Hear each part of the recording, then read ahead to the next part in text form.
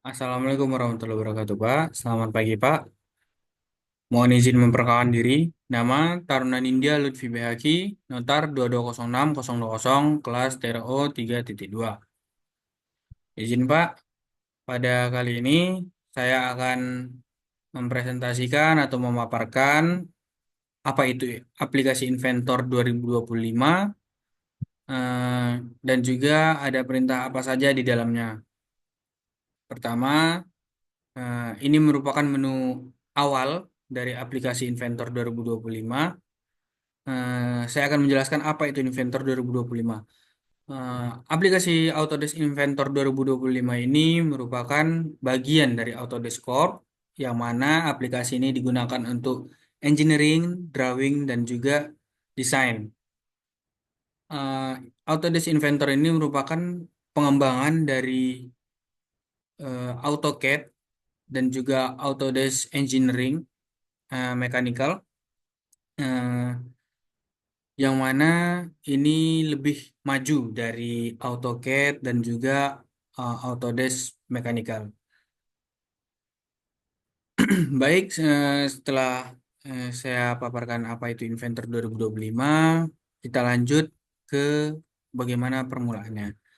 Untuk memulai file baru, kita klik New. Di sini ada New. Baik, di sini kita disuguhkan ada beberapa part, yaitu ada English dan juga metrik serta multisense. Nah, di sini English dan juga metrik itu hanya berbeda satuannya. Yang pertama, English itu menggunakan satuan inci. Di sini ada in. Lalu metrik itu menggunakan satuan milimeter. Pada kali ini saya akan menggunakan satuan milimeter. Nah, pada bagian metrik itu ada part, assembly, drawing, dan juga presentation. Nah, pada bagian-bagian ini pun ada pilihannya masing-masing. Saya akan menjelaskan secara singkat pada bagian-bagian ini, yaitu pertama ada standar IPT yang ini. Standar IPT itu digunakan untuk pembuatan part pada desain kita. Lalu ada sheet metal IPT. Nah, ini digunakan untuk pembuatan berupa plat. Lalu di sini ada mana nih standar IAM. Yang digunakan ini pada perakitan assembly, pembuatan beberapa file. Lalu di sini ada weldment. Weldment ini digunakan untuk welding ataupun sistem pengelasan. Lalu ada standar MMIPN. Standar MMIPN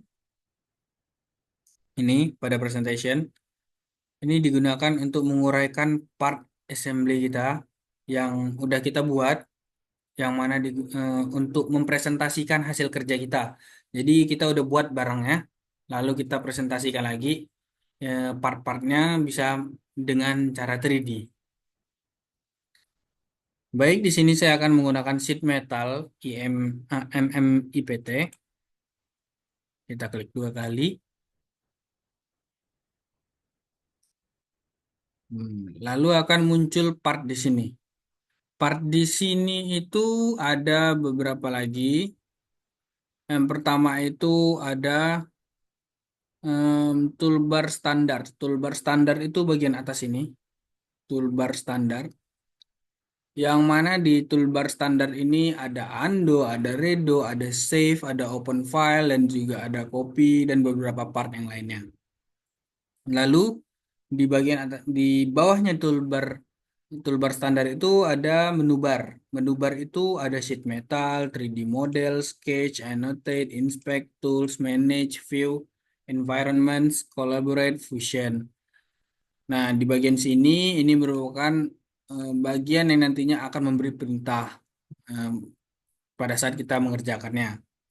Lalu di sini ada panel bar yang sebesar ini, panel bar. Ini merupakan berisi perintah yang mana eh, yang mana nih ini merupakan bagian dari menu bar tadi. Misalkan ini pada 3D model ini ada extrude dan revolve. 3D model merupakan menu barnya dan yang ini merupakan panel barnya. kayak seperti sketch, ya, line, circle, dan arc. Lalu di bagian kiri atau bagian kanan komputer saya itu ada browser bar. Browser bar ini berisi langkah-langkah dalam pengerjaan kita. Langkah-langkah dalam pengerjaan kita itu misalkan nanti pada saat kita menggunakannya itu eh, kita contohkan kita buat circle di sini. Nanti di sini akan ada partnya pada saat kita ngebuat circle. Jadi itu nanti bakal mempermudah kita dalam proses ngebenerinnya jika ada terjadi kesalahan dan lain-lain. Lalu di sini ada status bar di ini status bar dan ready. Status bar itu untuk menampilkan pesan yang memper, pesan yang nantinya mempermudah langkah kita. Lalu di sini ada 3D indicator di bagian sini yang seperti arah-arah X, Y, Z ini. 3D indicator merupakan tata letak dari bidang gambar yang nanti kita gambar. Lalu di sini ada graphic windows yang merupakan nanti lahan kerja kita, lahan pengerjaan kita. Hmm, seperti kalau di ininya seperti kertas. Kita lahan pekerjaan kita kertas akan tetapi kalau ini di bagian layar sini.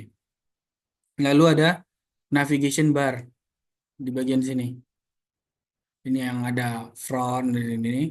Ini digunakan untuk mengatur arah tampilan kita, tampilan desain kita. Jadi kalau udah kita gambar, kita bisa memperhatikan kayak dari sisi kanan, kiri itu bisa kita buat.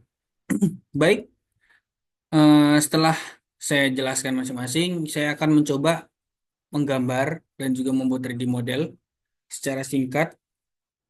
Yang pertama, saya akan membuat circle terlebih dahulu.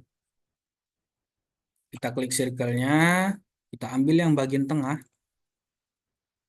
Nah, di sini kita klik pada titik hijau. Jika kita ingin membuat di tengah, kita tarik, kita ketik 20. 20. Ingat seperti yang tadi ini dalam satuan milimeter. Nah, ini kalau kita membuat circle saja, ini sudah jadi dari circle. Akan tetapi saya akan mencoba untuk membuat tabung. Di sini saya pencet line lagi. Saya taruh dari tengah lagi, dari titik hijau lagi. Saya klik, saya tarik. Kalau kita tarik bisa. Ini ada indikator ininya untuk ukurannya tuh 15, 14, sekian sekian. Tetapi saya akan mencoba di angka 18. Setelah keluar garis yang warna ungu ini, saya akan membuat garis ke samping. Ke samping di angka 10. Jika sudah, kita jangan klik apa-apa lagi. Kita lanjut ke 3D model. Kita langsung buat extrude. Nih, extrude untuk membuat 3D-nya. Kita klik OK.